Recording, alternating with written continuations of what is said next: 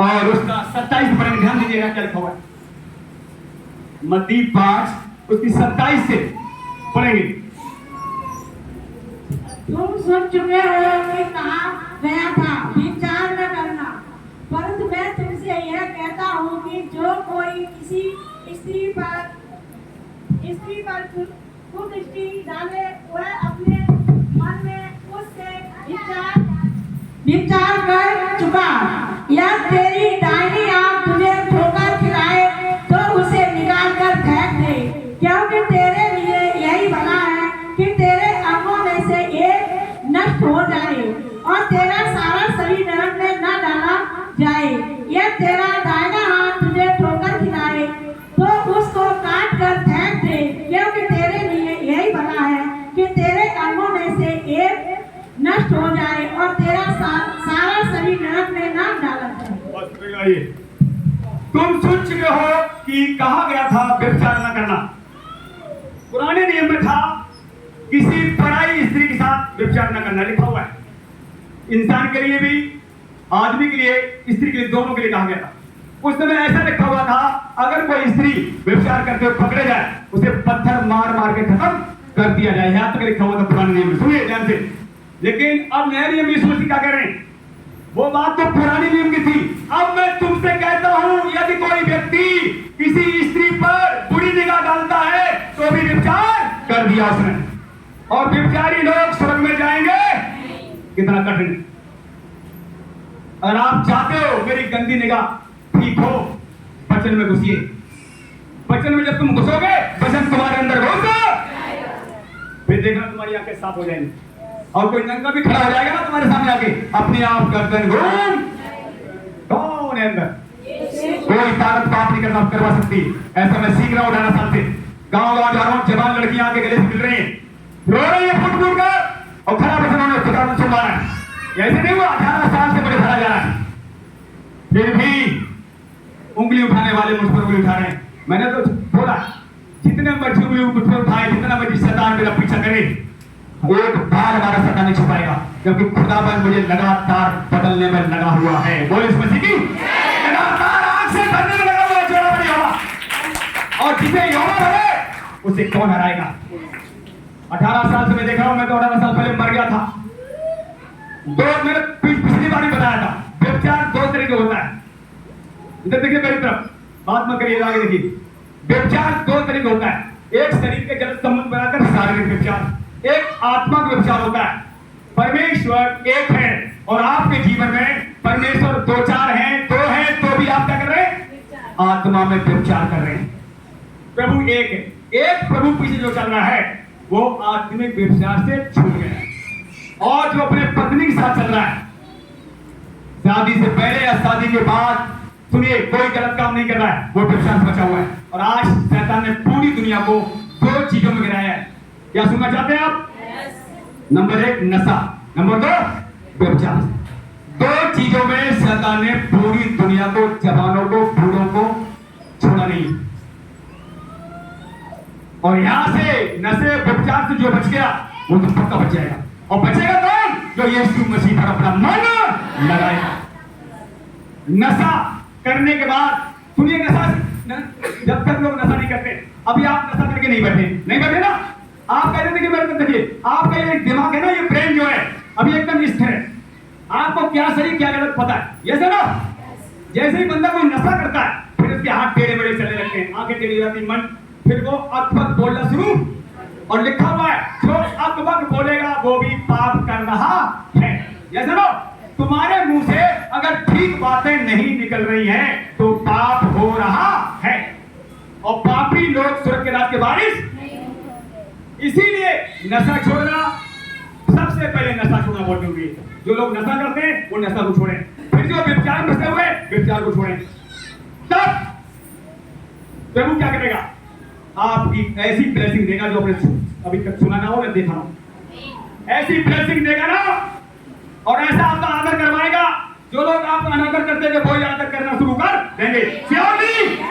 जो लोग आपको गाली देते थे वो हाथ जोड़ दो तुम्हारे पास आ जाएंगे। बोल इस मसीह की। जो तुम्हें लूट रहे थे वही आएंगे, लो जी हमारी गलती तुम्हारी गलती नहीं। जब अब आप ठीक हो गए परमेश्वर का अनुग्रह जब तुम्हारे ऊपर आएगा, मनुष्यों का अनुग्रह भी बोल इसमें की। तो मेरे प्रिय बहुत जरूरी है, अगर तेरा हाथ ठोकर खिला रहा है, अगर ये आपका हाथ ठीक नहीं है, तो प्रभु कह रहा है अपने हाथ को काट कर फेंक दे। तो हाथ रहते हुए तू नरक में डाला जाए, क्या फायदा तेरे दोनों हाथों का? अब आप कहोगे हाथ कैसे काट फेंक दूं? सुनिए, हाथ को मार दे। कैसे मार दे? हाथ तेरा गलत काम कर रहा है, गलत काम के हाथ को मार दे। वो मरेगा कैसे? यीशु मसीह के वचन से। पता है तलवार अलग है, इस शरीर को काटने वाली तलवार अलग है, और अंदर से इस तलवार जो वचन की तलवार है वो उसको मारेगा। वचन की तलवार क्या करेगा? तुम्हारे हाथ को बुरे काम के मार देगा। जब वचन अंदर जाएगा और ये हाथ गलत काम के उठना बंद हो, आंखें गलत जाना बंद हो, मन ठीक हो, कान बुराई सुनना छोड़, मुंह से गलत बातें निकलना बंद हो, ऐसा सेव होगा। जो वचन को ध्यान से अंदर रखेगा, वचन दो धारी तलवार, कितनी धारी? दो धारी। आपके अंदर वचन जब जाएगा, दो धारी तलवार इसमें चलेगी, रात दिन रात दिन रात दिन, सारी बुराइयां निकाल के बाहर फेंक दी जाएंगी, और आप नए होते चले जाएंगे। और इसमें से निकालेंगे इब्रानियों 4:12। देखिए प्रभु क्या करा, दो धारी तलवार अगर आपको चाहिए तो सेहत में मिल जाएगी। वचन सुनते रहना, जल्दी से निकालें 4:12। परमेश्वर का वचन जीवित और प्रबल और हर एक दो धारी तलवार से भी बहुत चौका है, और प्राण और आत्मा को और गांठ और गूंजे को अलग करके आर पार छेदता है, और मन की भावनाओं को, विचारों को जांचता है। सृष्टि की कोई वस्तु उससे छुपी नहीं, वरन जिससे हमें काम है उसकी आंखों के सामने सब वस्तुएं खुली और प्रकट है। बस ये साफ लिखा हुआ, क्योंकि परमेश्वर का वचन जीवित, एक तो इसमें जीवन है। हमने कहा मुर्दा था लाजर, बच्चों को शांत करो। लाजर नाम था, जो बाइबल पढ़ते को जानते हैं। प्रभु ने कहा हे लाजर कब्र से बाहर आ जा, और कब्र से लाजर जिंदा कफन बंधा बाहर आ गया। वचन में क्या? जीवन। आपके सामने मैं खड़ा हूं, 18 साल पहले मैं मरने वाला था, 20 किलो वजन करके आयुष्य कराते थे, बुराइयों में मैं घिरा हुआ था। जैसे ही वचन मेरे पास आया, दो धारी तलवार, मैंने विश्वास किया, अंदर दो धारी तलवार की लगातार चलती रही 6 महीने में मैं ठीक हुआ, मेरा परिवार ठीक हुआ, तो बुराइयां जाना शुरू हो गई, और आज प्रभु ने एक एक बुराई से सफाया कर दिया, और तब अपने लिए खड़ा दिया। अगर यहाँ कोई साफ खड़ा नहीं होगा, अगर मेरा शरीर साफ नहीं होगा, मैं गंदा होंगे, तो आपको साफ कर सकते? सोने वाले जाग जाओ, जो लोग सो रहे हैं आपको बोलूंगा वही स्वामी के काम आएगा। अगर आप साफ होंगे तो स्वामी प्रभु यहोवा यीशु मसीह आपको अपने काम के लिए इस्तेमाल करेगा, और जो सृष्टिकर्ता के काम आए, इससे बढ़िया कोई बात नहीं है। कोई बात नहीं। पैसे तो सब कमाते हैं, क्या सब बचा पाते? बहुत से लोग पैसे कमाते हैं, पता लगा बाद में कुछ नहीं बचता। कुछ लोग पैसे कमाते चोरी से, वैसे नंबर 2 से कमा के बिल्डिंग खड़ी कर ली। लेकिन ध्यान रखना, कुरान कहता है जितने लोगों ने बुराई से, चोरी से धन इकट्ठा किया है, इसमें लिखा हुआ है पापी लोग धन इकट्ठा करेंगे, और आने वाले दिनों में धर्मी बैठकर आएंगे। और धर्मी कौन है ये कोई जानता, पर हम तुम जान चुके। धर्मी कौन है? जो यीशु मसीह पर विश्वास करता है, जो यीशु मसीह को छोड़ता नहीं है, उसे सैद में धार्मिकता मिल चुकी है।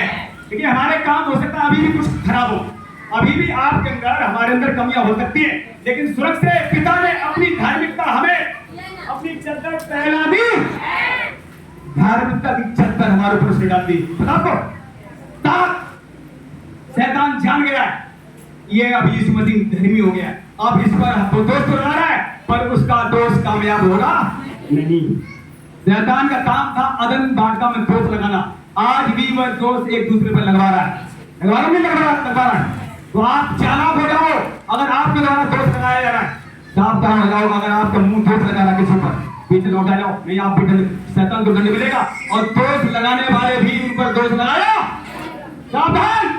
व्यभिचार करने वाले लोग, दारू पीने वाले लोग और दोष लगाने वाले लोगों, यहाँ लिखा हुआ सावधान हो जाओ। और अगर तेरा हाथ ठोकर खिला रहा हाथ को काट दे, आप ठोकर खिला रहे हाथ को निकाल कर फेंक दे, आपको मार दे।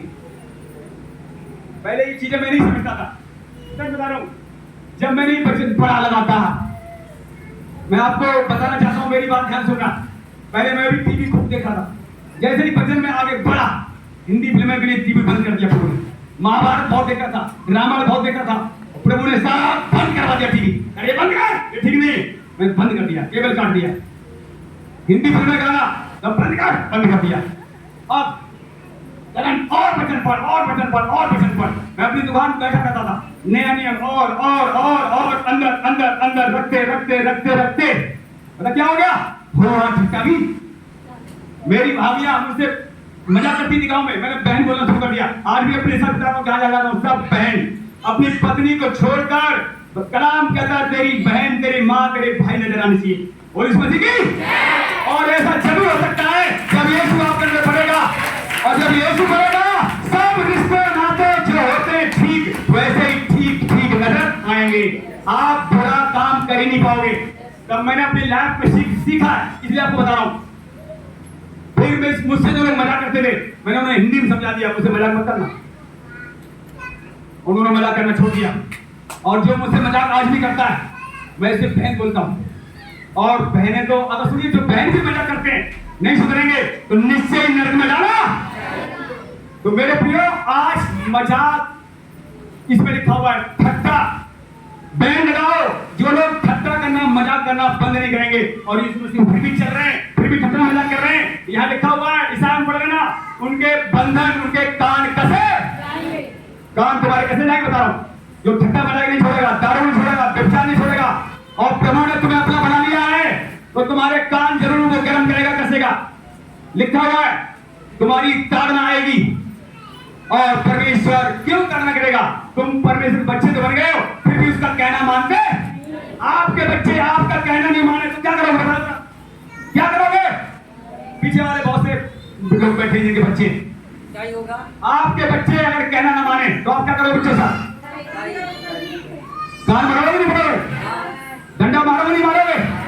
और कलाम कहता है जो अपने बच्चों से प्रेम करता है वो छड़ी जरूर लगाएगा, और जो छड़ी नहीं लगाता अपने बच्चों पर वो अपने बच्चों से प्यार नहीं करता है। तो आज लेकिन जो बच्चे समझदार नहीं है उन पे छड़ी लगाना बहुत जरूरी है। और अगर हम चाहे हमारे चाहे बाल क्यों न पक जाए, अगर आज हम समझदार नहीं है तो भी इस वक्त से छड़ी लगाई जाएगी। आप देख लेना, लिखा हुआ है, पौलुस कहता है तुम दुख को ताड़ना समझकर सह लो, क्योंकि वो आपसे प्यार करता है, इसीलिए तुम्हारी ताड़ना भी करता है। और इस मसीह की आज हम अंतिम दिनों में पहुंच गए प्रियो। ये बातें ध्यान से इतने दिन से सुन रहे हैं, फिर भी लोग शक में, संदेह में, दोष में लगाने में, नशे में क्यों लिपटे हैं? बहुत से लोग पुराने भी यहाँ पर बैठे हुए, क्यों नहीं समझ पा रहे? क्या कारण है? कारण यह है उन्होंने वचन ध्यान से सुनाई नहीं, उनके अंदर वचन है ही नहीं। ये सर अगर आपके अंदर वचन यहाँ होगा, सुनिए कलाम कहता है, लिखा है याकूब में, जो मेरे वचन को सुनकर याद रखेगा, क्या करेगा? याद रखेगा वही आशीष पाएगा, और जो याद नहीं रखेगा उसकी बुराई कहां से आएगी? जब मानो आपको गाली देने का नंबर आता है, आपको वचन याद आ जाएगा, वचन अंदर है तो याद आ जाएगा। लिखा हुआ है गाली के बदले गाली, और ऐसे ही जीभ पर लगाम लगा दिया, गुस्सा तो आएगा पर गाली निकलेगी नहीं निकल पाएगी, ऐसा कलाम कहता है।